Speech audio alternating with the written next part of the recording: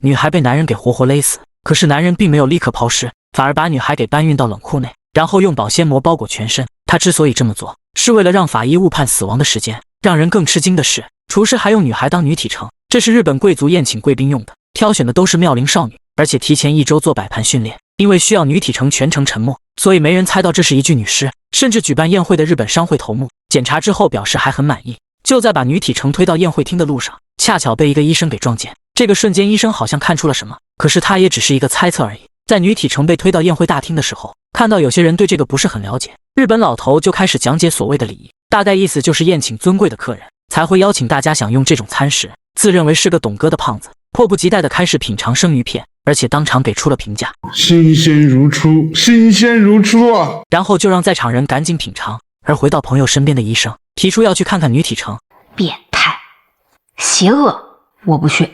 我是觉得这个女体的皮肤有些奇怪，看得挺仔细的嘛，不像是活人的皮肤。此话一出，让2位朋友也都大吃一惊，而且女人还是一位女法医。为了证实刚才医生的大胆猜测，几人悄悄穿过人群，等医生偷偷给女体把过脉，凑近女法医耳边，把是具女尸的结果说出来。女法医得知后，就准备把案件报告给刑警队。得到消息的警方立刻封锁了整个酒店，开始对宴会厅所有人员进行排查。有人报警说，你们这个女体城是具尸体。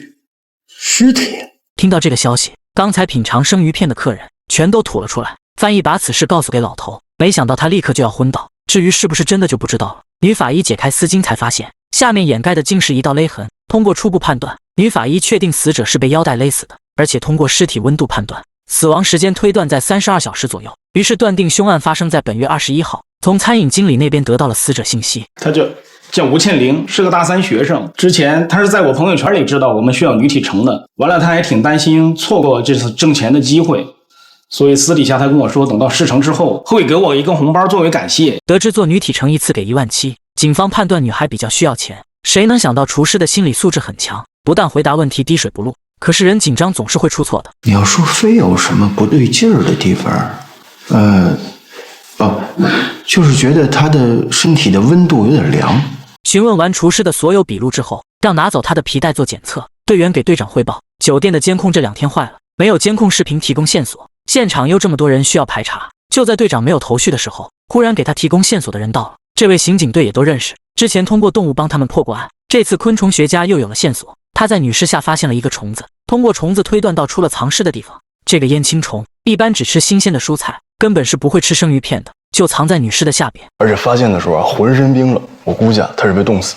小伙推断是在冷库藏过尸。等他们打开酒店冷库调查时，不仅在这里找到了推车痕迹，而且又在这里勘察到了新鲜脚印，这让他们找到了案件的突破口。警方立刻抓捕了厨师长，他们并没有马上进行审问，而是把女孩的生前照片和死亡照片拿给嫌疑人看，随后又拿出指纹比对结果，还有核对过的脚印。看到眼前的这些证据，厨师再也无法隐瞒下去，他讲述了凶案的发展过程。面对兼职的妙龄少女，离婚20年的厨师起了邪念，趁着独处的机会就想对女孩进行施暴。因为在女孩逃跑时不停呼救，担心被发现的厨师就用地上捡起的腰带从背后套住逃跑的女孩，残忍地杀害了这个妙龄少女。